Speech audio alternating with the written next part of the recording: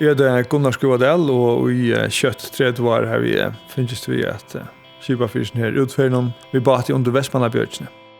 Det minns att det för oftast att har ju faktiskt tomt att sälja väl, men det visste jag det för att få då för jag naturen är så fick ju några på skjort och det tog 2 timmar. Och jag visste ju att jag det inte så för några änglar så hej den rätta inställningen där visst. Man fiskar med fiskar.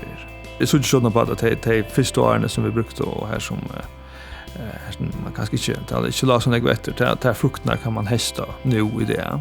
Jag känner det folk som för hållt i okurs då så gång det chakras ner och vänta det första 3-4 åren och så tror man det inte mer men det du måste alltså hålla all långgränd där och kräver man blir vi och inte just inte gång så väl som man helt det att I alltid affärer men egentligen en kunskap tillföringar till och här som lite så fjärrskåten och I alla fall tror man kommer här och vill köpa och fråga. Det ska man alltså inte för små till stora möjligheter som vi må ta till och bruka alltså till alltid.